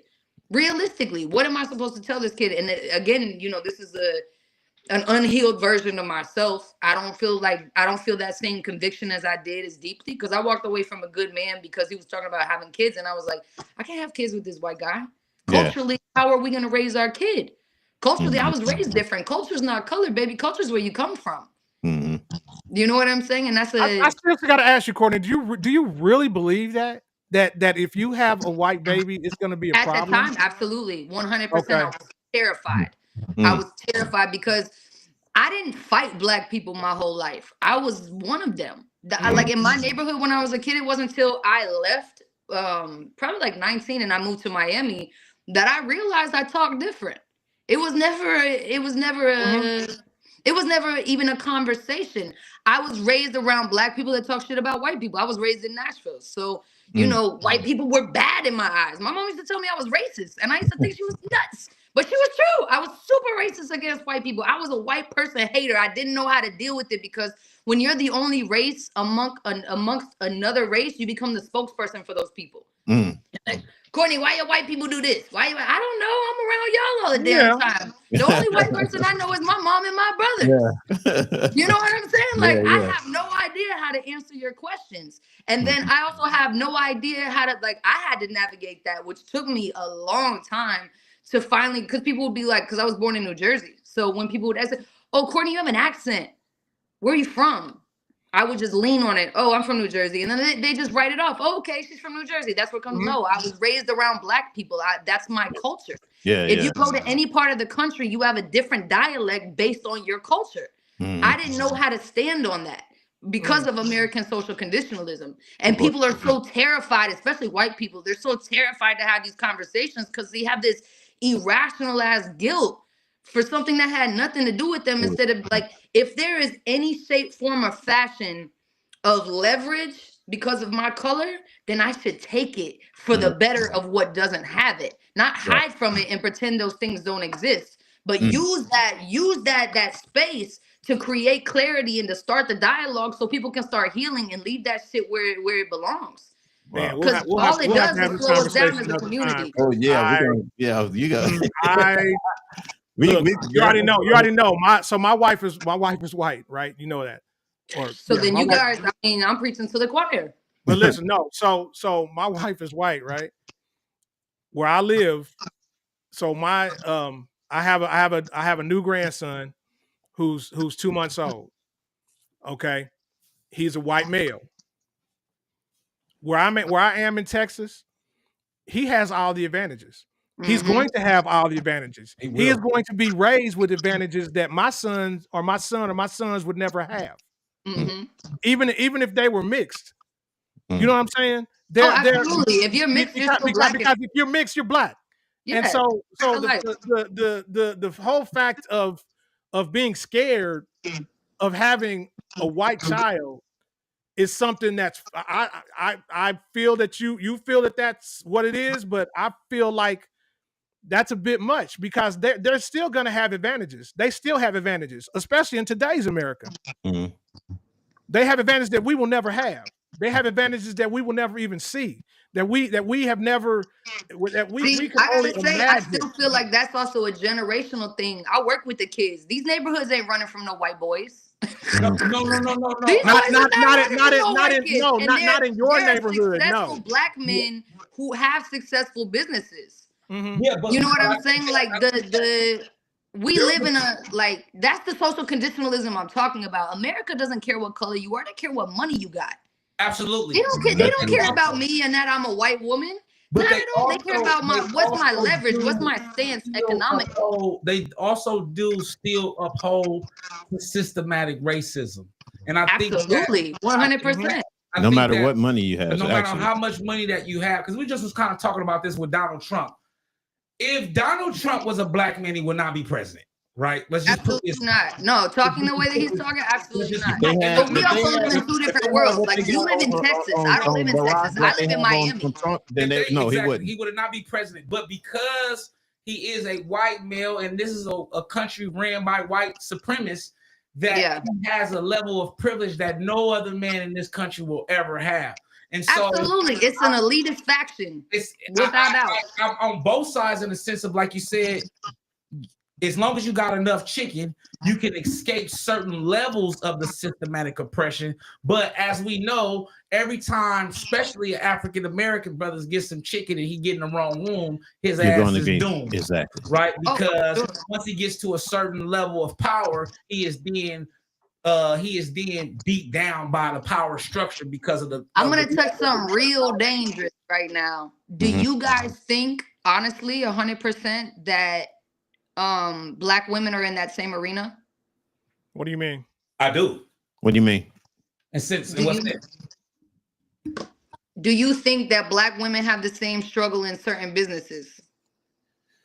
As a whole, as a woman, I was told by a real old white dude when I was young that the white man's favorite power play was a Black woman. It's always been. Exactly. So you about to say some word out of my mouth. So the Black woman has more leverage than the African American, the Black man, but she does not have more leverage than a white woman, and she never would, right? Just because due to the power structure, right? But what I would say to validate your statement is the Black woman has also always been used as a counterpart to keep the white woman in line as well, right? It has always been a thing. So when Sarah J is not doing what she's supposed to do in the house, then he goes out to the plantation and have sex with the slave. Not even the white women. They used to have the slaves that were in the house. The bed slaves slept with the master, and the white woman didn't even sleep in the bed with the husband. Right. Like these type of, and it's so crazy. But I think that these conversations are so healthy to have with people of different races and people of different ages, so that it's some sort of like knowledge to it. You know what I'm saying? Because I think it's a lot of people out there speaking, but they don't have real knowledge behind history and facts. Because I could go right here, baby, to Exodus. And Exodus talks about what God said he could do to slaves and what they couldn't. Mm-hmm. True. It's right here, but we don't talk about that. Human trafficking is still the largest grossing illegal trade in the world. Yeah. In the world. Yeah, exactly. But we're still talking about what happened 400 or 500 years ago. The oppression cannot be changed until people start to shift those things. Because the way I was raised and the way that I was talked around, I learned real quick that the Black man was the most powerful thing in America and the white man was terrified. Why do you think the oppression exists? It's a fact. That's why we always getting put down. Which is the reason why they divided us with drugs. They divided us with economic opportunities. They divided us with the lack of those economic lack of education. The lack of education. They stole our land. They stole our name. They stole everything. And even now, they still fucking steal our culture. They steal everything. They steal everything from us. But we're supposed to be okay with it and basically, hey man, let go of slavery. That was 100 years ago, blah, blah, blah. No, it's not about letting go of anything. All the time, do you realize people don't realize that there's one thing I want to say. Right? I told my wife from the Holocaust. I told my wife, right, that do you realize up until white people and Black people couldn't marry until 1969. I was 1 year old in Virginia. when Loving v. America was fucking. I'm sorry, came out. You know what I'm saying? So basically, that shit happened within my lifetime. Yeah, absolutely. Somebody to come here and tell me, or somebody tell me, man, forget about that shit. How you gonna, man? Forget about slavery. That happened. That didn't have nothing to do with us. That happened a long time ago. But I don't think the narrative should be forget. I think the narrative should be, where do we go from here? Because like when you say they steal our culture, that culture is my culture too. I didn't steal shit from you. So there's a faction of white people who grew up in that culture. So where do we fit in? You know what I'm saying? Where do people like me fit in? Because it would have been a lot easier for me to go through the world as Britney. You think that I don't get looked at crazy everywhere I go? But They're here's the like, thing, why do you sound like that? You know what I'm saying? I'm quote unquote ghetto. I'm quote unquote project. I'm a very articulate, intelligent woman. We can't individualize it. That's what you're doing. I'm talking about as a culture, as a race. I'm not. But I'm part of that culture. You are, but I'm culture not is not race. About you Culture individually. Culture. Huh? I'm not talking about you individually. I'm talking about. No, I know you're not talking about me individually, but I'm not the last unicorn, baby. I'm not the only one out here. No, you sure are not. We actually had a show about this maybe 4 months ago, and we were talking about people in certain communities being able to say the N-word. Y'all remember that? Do y'all remember that? In certain communities? In certain areas. Yeah. We had a conversation, and Fuel was very... Yeah, we were talking about that because I don't freaking like the word at all. At all, right? But Fuel was very adamant about you shouldn't just say it, right? And I go, because I'm about to spin this around and make it make sense. But I was on Courtney's side, right? I was in the sense of saying that there are people who grow up with us culturally, right? And it's almost a part of their language as well. Remember this, right? We had this conversation. And Fuel was very adamant and saying he don't give a S about it, right? Because how strongly he feels about the situation. But I do think that there's a conversation here, right? The sense of when I grow up culturally with someone, I don't feel like I'm taking the culture. I feel like I'm a part of the culture, right? You feel like you have a pass. It's not even just. I don't know. I don't think it's a pass because if it's a pass, that means you don't believe that that's your culture. I don't need a pass to be who I am. And this is what I was trying. And that's where I got in my 30s. I stopped explaining myself. I was trying to argue with you, Fuel, right? Yeah. I was trying to argue with Fuel that there are some people like Courtney who feel culturally, no, and I'm saying like Courtney, right? Like who feel culturally like I'm just as black as y'all. You feel what I'm saying? Not knowing, not pigment. But see, I don't feel that way. I don't feel like I'm black. That's the thing. Is like culture, that culture, right? That right. We'll say it's called. Okay, it's this is the thing. This is the thing. Let's break this down, though. But some people would say, but let's break it down. Break it down. Break it down. Yeah, so some people would say that it doesn't matter though.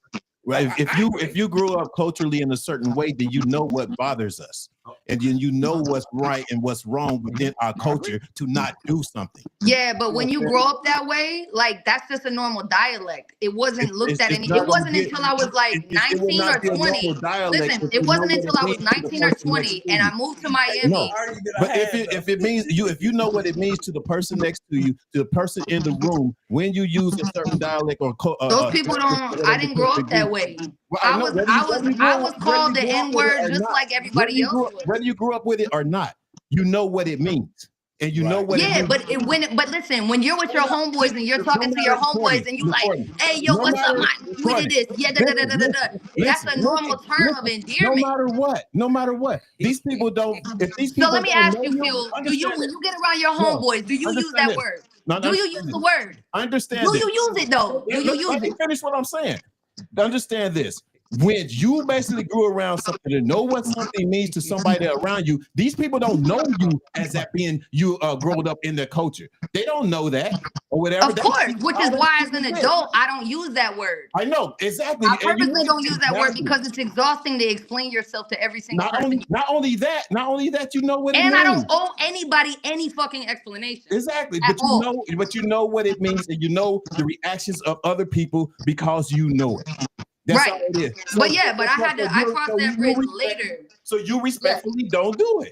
That's the whole I crossed that bridge later when I was no longer in the same communities. You know what I'm saying? I didn't even realize that it was a big issue until way later in life. When I moved to Miami, I had a homeboy who was like, you know, Courtney, you kind of say the N-word a lot. And it's like, it wasn't even something that was cognitive. Mm-hmm. You know what I'm saying? It's not cognizant. It's that you're not really cognizant of it. It takes somebody to say something and be like, hey, you know, that made me feel some kind of way. And then as the person that I am, I had to say like, how much value does that word really hold to me? None at all. So it's not going to kill me to remove that out of my vocabulary. You know what I'm saying? Like, it shouldn't be some gigantic battle. Now, don't get me wrong. If I'm angry or something and I'm caught up in another whirlwind, it might come out because it's a natural thing for me. Nobody said it won't and then I come turn out. around and That go, don't mean that repercussions of what happens when they come out is what. hey, listen, and I got hands, baby. I grew up in the hood. I can It stand on all 10 doesn't toes. matter, but that's what I'm saying. But that's something that it could have been avoided even if it came out. Whether you got hands or not, it's still escalated to wherever it's going to escalate to. I think that because we had this conversation, I kind of want to always go back to that. I think that this breeds a great conversation about this because there is a stance of people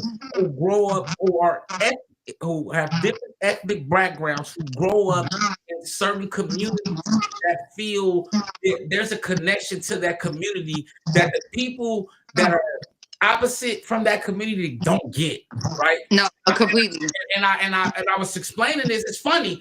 I was defending this literally 6 months ago, right? I was defending the people who from the culture who are culturally impacted by this, right? I was defending it because I grew up in South Central where we grew up with Latinos, and a lot of Latinos use the word, right? They use the word, and they're comfortable with using the word. They use that shit sometimes more than we do. And like I was telling Fuel, yes, we understand the generational curses and the generational hold that the name has or the generational impact that it has. But when you grow up in these certain communities, it's like natural. It's like every day. So sometimes when you talking color and when you talking ethnicity, my culture is this. This is me. I'm not saying the N-word to be racist. I'm saying the N-word because that's me. I be fucking with my niggas all the time. I damn near grew up this way.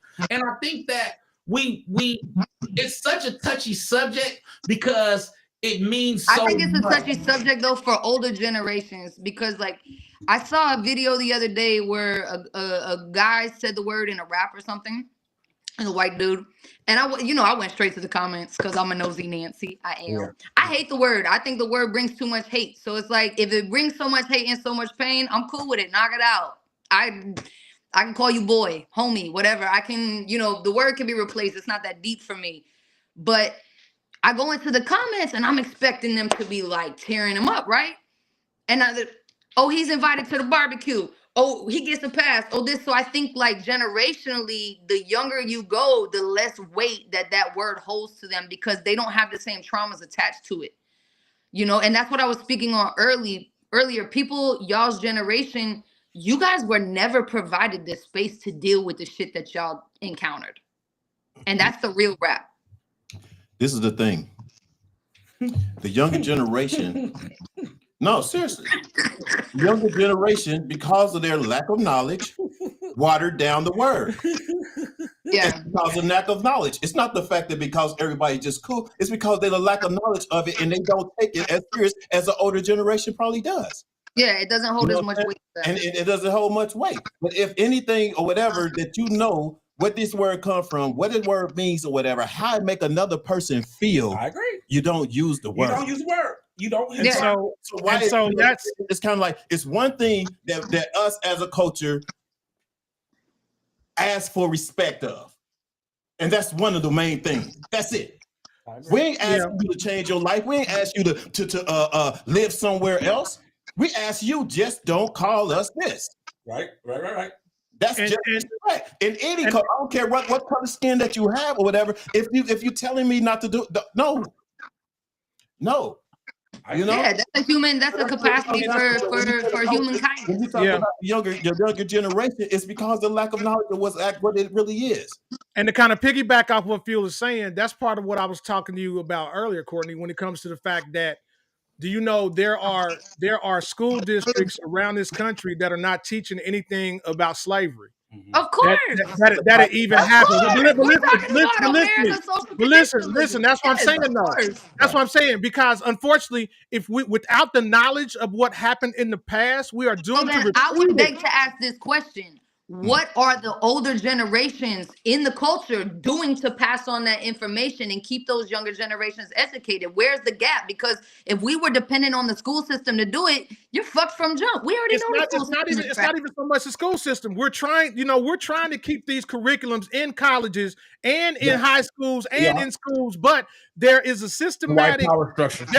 There's a systematic problem within the GOP and the political parties that are keeping this out. And the southern absolutely, but you can have a transgender gay drag queen read to a student of freaking first grade.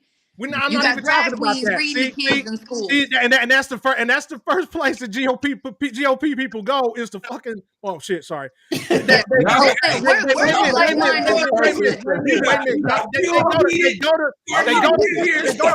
drag queens. No, this is good. Great conversation. They go to fucking drag queens. I ain't mentioned shit about a drag queen. I'm talking about a library. I'm talking about a college that can't take that has Black history removed from the fucking curriculum because the state passed a law that DEI should be removed. Hey, listen, they don't want fucking white people. They don't want white people to feel guilty about something that happened 200-300 years ago. Ain't nobody feeling guilty, but if you don't know about it, look, my wife. I talk to my wife all the time, and I tell her about. Is she from Texas too? Who, my wife? Yeah. She's from California, Watsonville, California, but her dad was in the Air Force, so she lived in Germany and all over the place.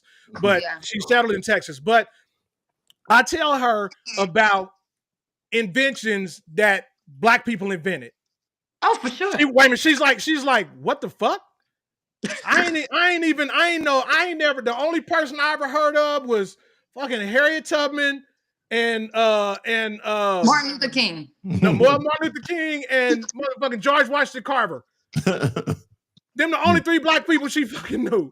You know what I'm saying? Because in her school they didn't teach. Of course. Of course. But wait a minute, but they want to say that Black history is American history, yet you don't teach it. Mm-hmm. Yeah. Mm-hmm. So that's what I'm talking about. And fucking drag queen. I ain't talking about drag queen story hour. Okay. We're not going there. Look, them motherfucking people, they passed us in getting more representation in this country than Black people have, which is a damn shame. But that's a whole story. That's a whole jump other show. down on that one too, because that's a whole LGBTQ Rainbow Plus has passed us a long time ago. My aunt told me today not to curse on the show. I'm sorry. My apologies. I was a little heated. Sorry. Courtney, you see what you done? I know. I was just about to say, damn white people. Damn white people. White people. Look, I love my wife. I love my white wife to pieces. I ain't got no problem. I know we do it. On the real tip. Sir. These conversations need to be had. Though. Exactly what. Yes, they do.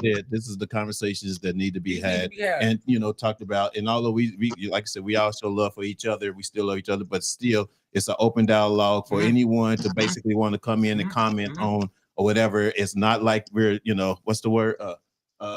Don't judge, not judgmental, non-judgmental. Non-judgmental. So just don't. The point of the conversation is understanding. We're supposed to get to an understanding. We'll never get to an understanding as a people without the government until these conversations are had. Until we can truly learn about our history, which our history is American history. But they don't want to see that way. They, like I said, they want to stop. They want to stop all African American studies. They want to put. They want to pull all that shit out of school. Just like I'm sorry to say, I'm fucking embarrassed that my 19-year-old son can't write in cursive. I'm trying to tell you. Listen, I said, sign your name. This motherfucker. I had a talent in a movie. I'm like, you need to fill out this contract. He fills out the contract and he writes his name in the signature. Right. And I said, sweetheart, do you realize anyone could steal your information? Right. You printing letters, my guy. You know how easy it is for me to write that word right there? Yeah, exactly. It's atrocious. Our education system is absolutely. But that's where I was saying, like, American social conditionalism. When I moved to Miami, I ain't used cursive since grade. When I moved to Miami, I didn't realize, it wasn't until then that I didn't realize how archaic the education system, because people think that the education system is the same in every state and every city, and it is not. Hell no. We know that. In Nashville, Tennessee, it's still grown people walking around saying, yes, I is. And that's a normal dialect. True. You know what I'm saying? And you look at what's being taught in these schools, and it's nothing of substance. And yes, as a whole, our education system is archaic. There's no marketing. There's no talk about loans. There's no talk about credit. There's no real life skills that these people are learning. Like what the algebra got me nowhere unless I want to be a scientist or. Yeah, that's what they deprived us of when we were younger, especially when it came to credit, when it came to finances and all that type of stuff or whatever. Things that we needed in the real world. If you asked me cash for credit, I was offended. I was like, "What you think I ain't got it?" Yeah, I grew up with shoebox money. You tell me cash for credit, I'm offended. What you mean I ain't got the money? Right. But if I'm paying cash for everything, I'm dumb. You're thinking right, yeah. But that was my culture. That's how I was raised, which is why I do all the things that I do in the community now. I've been teaching kids in impoverished neighborhoods just like the ones I grew up in for the past 4 or 5 years. And yes, I'm supposed to be teaching them film. I'm not teaching them kids film. I'm teaching those kids how to survive. I'm talking about credit. I'm talking about business. I want them to start thinking like business owners because they have everything that they need. The communities that are the worst off are the ones pushing the economy. Exactly. So if we get on the same page, and that's when I love when people started talking about where does the black dollar go. I wish it was more like where does our dollar go, because the more that we chop up things and divide it, it'll stay divided. So if I say you're my neighbor, right? Where's our money going, bro? Right. Where's our money going? Because if we start pushing it into the businesses within our own community, then the money starts to circulate there. That's something that Jewish people are really freaking good at. Absolutely. Jewish people and Asian folks. Absolutely. Super good. Absolutely. We need to start having those dialogues and saying, okay, you got a multi-million-dollar business. You live in my community. What are we doing with that money? Yeah. You make $100,000 a year. Cool. What are we doing with that money in the community? In what way are we going back? You ever heard somebody say, I wish I knew then what I know now? We've all heard that, right? But yet nobody is turning around and telling these kids what we already know. Exactly. And then we expect them to not be damaged with the same scars. Yep. Courtney, I'm gonna tell you one reason why that doesn't happen. Oh, I know why it doesn't happen. Well, you know why it doesn't happen, but another reason is there are no, how can I put this? There are no tribes, there are no neighborhoods anymore. Yeah. Everything is different. Nobody in your neighborhood. I got a couple neighbors I talk to. The other ones don't F with me, so I don't F with them. That goes back to the fact that we as a nation are so divided, even a city or a town or what's not. Everybody's an individual. Nobody works together. That's number one. Number two, and I've told this before, part of the problem that we have is that I told my wife this, I told my daughter this. We've gone away from neighborhood schools. Yeah. Oh, absolutely. These charter schools, these for-profit schools, these charter schools that they shove in the ghetto are no better than the public schools, but they get private dollars to pay for their teachers and stuff like that. So now, I got a neighbor next door. Shit, his kid goes to one school. My neighbor on the other side, his kid goes to a whole different school. Yeah. You know what I'm saying? There's no community. Yeah, there's no going next door and borrowing a cup of sugar no more. No, hell no. Look, around here I might get shot, so I knock on the door with my hand on the gun. I'm like, hey. All right, let's get it before we leave. We got because we're gonna get more. Matter of fact, we need to put hit me up so I can set up the comments. I mean, not comments, but the topic for what we just talked about today too. So because we need to get more into that and get more, I think that's something we need to address. Yeah. But let's before we get out of here. Here's some of these comments. We got our comments. Well, is there a few comments still? It's all toy. Everybody divided, even families nowadays. It's sad. Absolutely. Exactly. Real talk. Exactly. So everybody that was watching right then was sitting back with their popcorn, like, oh. Oh no, right? They about to go. Yeah. All right, man. Before you leave, we got a dear brothers, dear sisters. We're gonna water it down a little bit. We're talking about New Year's resolutions. And actually, what was it for a relationship? New Year resolution? Did anybody make any relationship-based New Year's resolutions? You're the only one in a relationship, Black No, I mean as far as like relationship, like I ain't dating no more bums. I ain't dating no more unemployed chicks. Oh yeah. I ain't dating, you know. oh yeah. Go ahead, Courtney. What is yours? What's yours? Give me yours. Give me 3.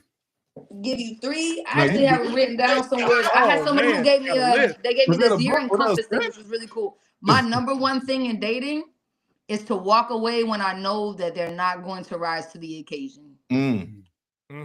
When someone shows you who they are, believe them. Believe them. Yeah. The camera failed. It was so real. I know. Listen, the devil was like, no. But it's true. It's so true. I have really bad taste in men, Lord. I posted something the other day and it was like, if I ever dated you, please work on yourself because I have horrible taste in men. That's terrible. But you know, the light only exists in the dark. So, and because of where I come from, I have this, like, I'm a little rough around the edges. So, I mean, I don't deny the fact that I am a gangster. It's the fact of life. I am a gangster in every facet of the way that I move. I move with that energy, and being a gangster is not a problem. But it just means that I move with, you know, a little bit more. And so I need a man's man. And in the world that we're living in today, like the meat and potatoes guys that are out here taking care of, like, and when I say taking care of their women, just making them feel safe. You know what I'm saying? Like, I feel like if we get in a fight, I'm going to have to hold you on my back and carry you out the burning building. I'm gonna get the blowing. I had a guy who was like, "Oh, girl, I like you." I met him at Rolling Loud, and he was like, "Hey, I really like you. Do you want to get together? Maybe you could fly me down." Oh wow, that's what he said. Hey, my kind of guy. Blink. Hey, my kind of damn guy. Nah, hell no. Bad, y'all get tear him up for that. Tear him up. I done already told you it's a bunch of herbs out here. I'm gonna take that. I'm gonna take that. That's coming out with me. I'm gonna start calling it. It's a bunch of herbs. Hey, Herb, just walk up and say, "What's up, Herb?" Fly me out. Take care of us. No, you straight Herb. My New Year's revelation is, baby, we are not taking unhealthy relationships into the future. When that relationship shows that I am not of value, you do not value me, because I saw something somewhere that says someone's interest in you is a direct or someone's actions towards you is a direct reflect of their interest in you. Stop making excuses for people. Stop making excuses for people's shitty behavior because you want to be with them. But I love him. I get it. Trust me. But I love her. No, that's the same as one. Like I say all the time. F what they say and watch what they do. Yeah. It's easy to talk a mad game, but hey, bro, when it comes to action, what you doing? Right. Yeah.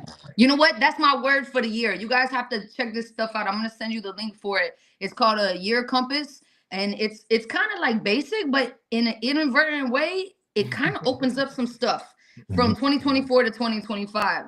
And absolutely, people deny what's right in front of their face. And it asks you at the end, it's like, if you could describe one word that you want to like kind of sum up the totality of your new year coming in 2025, what would it be? And I kept thinking growth. And I'm like, nah, it ain't growth.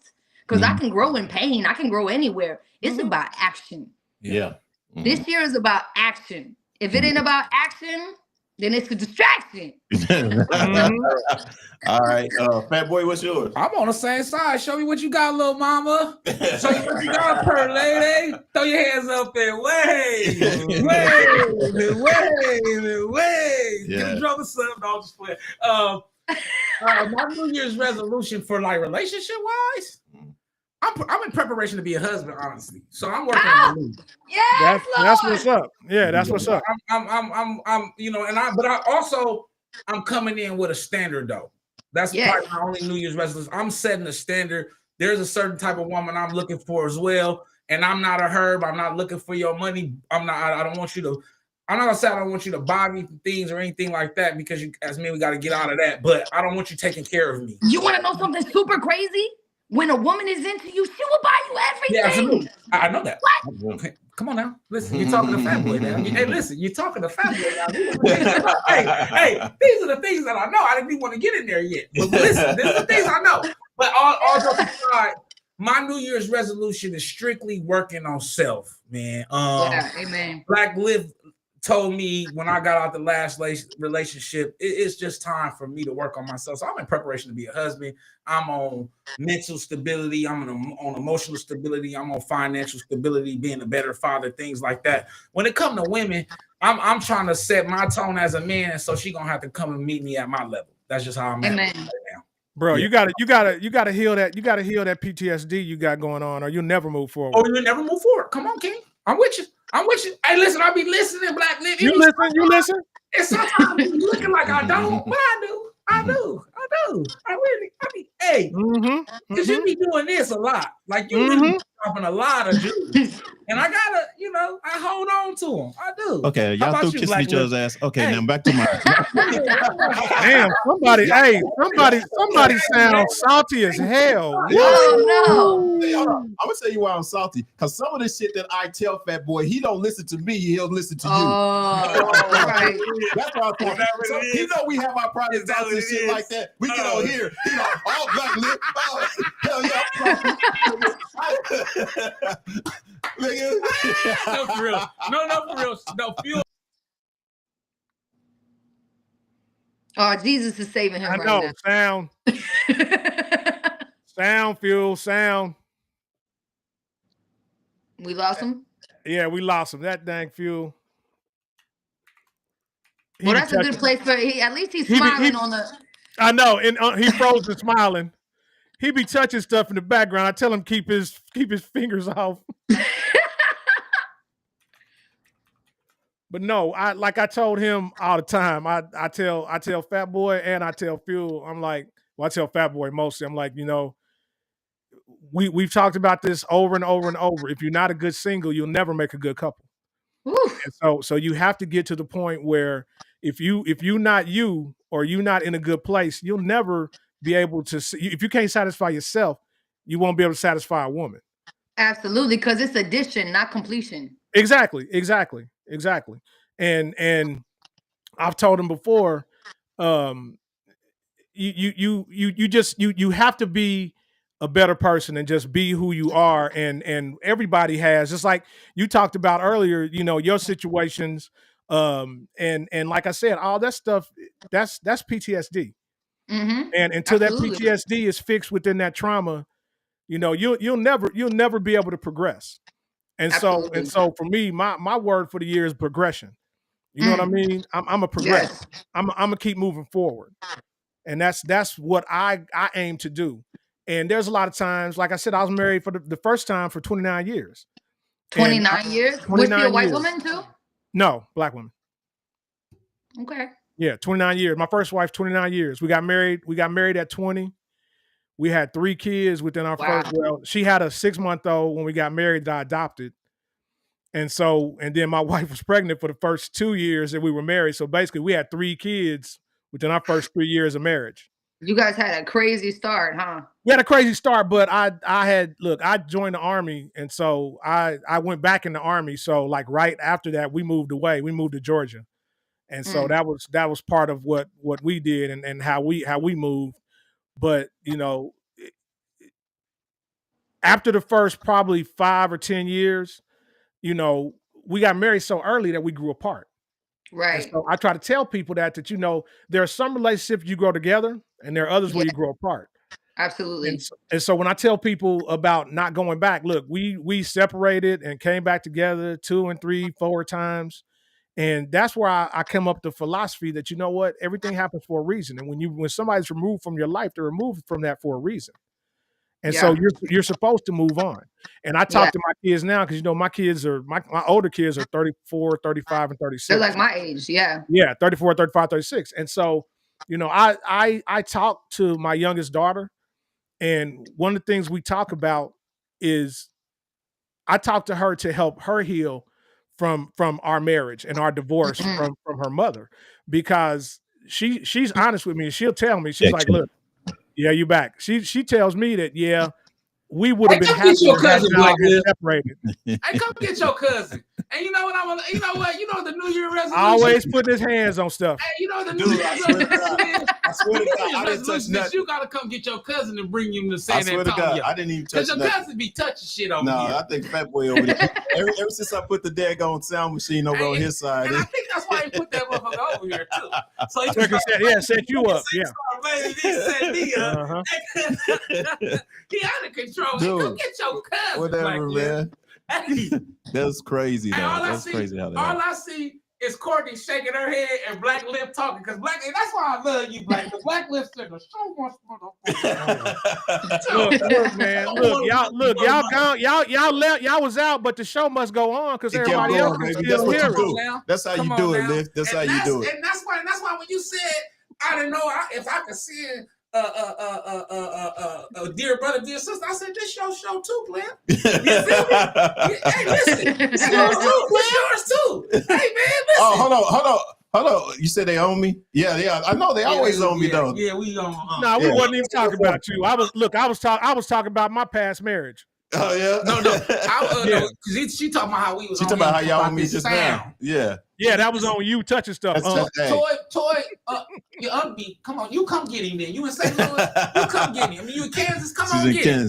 Come on get him. Nah, man. I don't know what happened. I don't know if I kicked something over here or touched something. He over here like Bonnie over here messing up the sound. Look, I was so upset that you was giving Liv so much praises. He got hot. He got mad. Yeah, he kicked it out on purpose. That's what I got control. Wait a minute. Hey, fat boy. He didn't even control that because I was still in charge after he kicked it out. You know why? I was still running it. Cause you know why?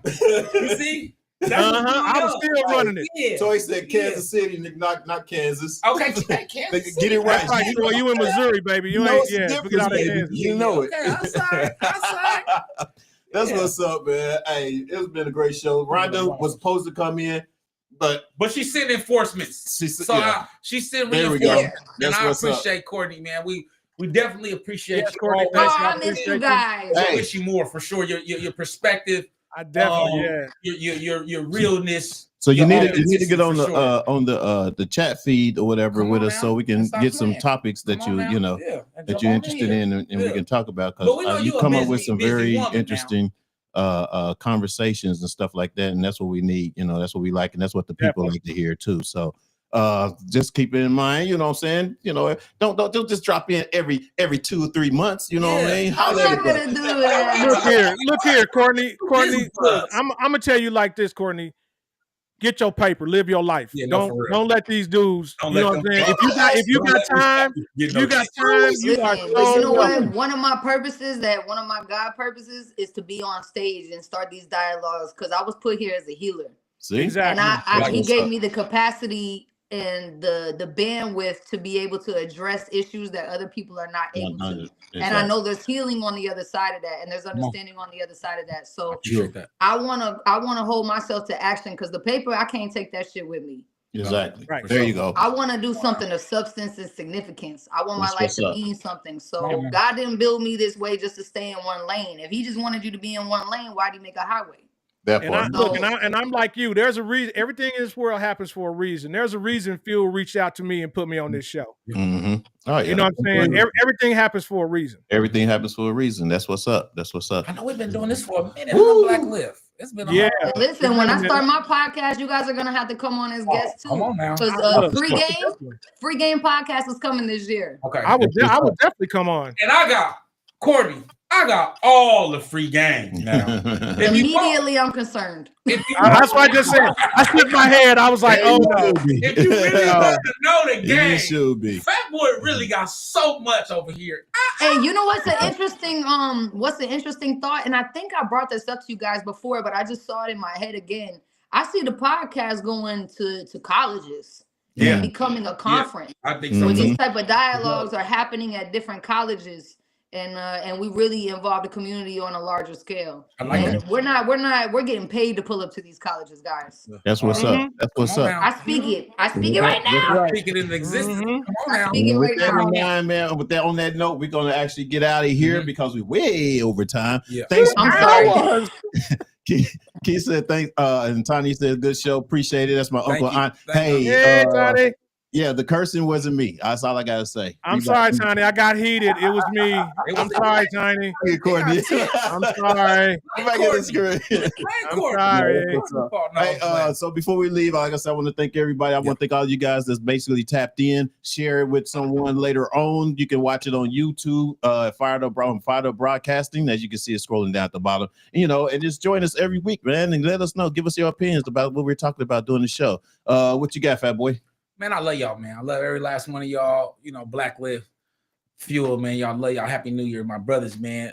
To all of our supporters, our listeners, man, I love that y'all show up every week for us. Mm-hmm. Courtney, thank you for gracing us with your presence. I hope everybody have a blessed year. If you have some dear brothers or dear sisters, make sure you send it to firedupbroadcasting@gmail.com. That's firedupbroadcasting@gmail.com. Make sure it's no longer than a minute. It could be audio or video. We would love to hear from y'all. And like I said, stay blessed if you stay blessed, and stay safe if you here in LA, and stay away from them fires, okay? And I love every last one of y'all, for real, for real. That's what's up. Go ahead, Lift.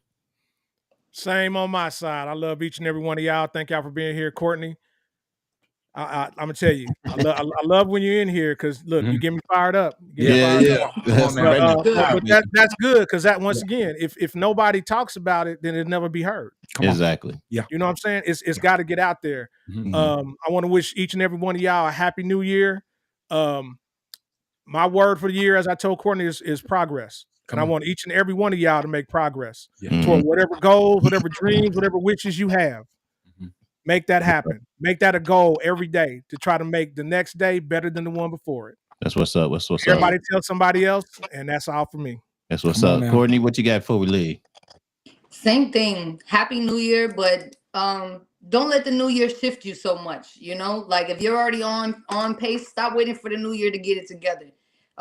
Every day is a new opportunity to do something different. I think I always move with integrity, but I don't think I always move with kindness. And so I want to encourage people to hold more space for the people that are not necessarily on your thought process or where you're going in your direction. Be kind with yourself. Give yourself some grace. And more than anything, like, don't wait. Go be great. Right. All righty, guys, and that's gonna do it. Toy said, see y'all next Thursday. O said 100, and Keith the Tiny said, get it together. Love y'all. All right, Johnny. Sorry. What's up, man? That's gonna do it for us today. We appreciate y'all, and remember, if they talking about you behind your back, they behind you for a reason. Peace. All our illusions will disappear, and all the reasons start to fade.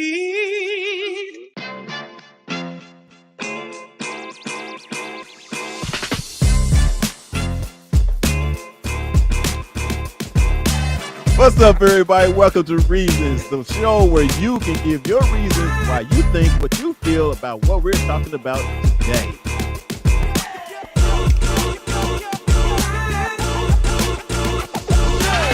We should know this, man. We say no. Dear brother, how do y'all deal with erectile dysfunction when you're in a relationship? I wouldn't know how to do it unless I had it. And remember, if they're talking about you behind your back,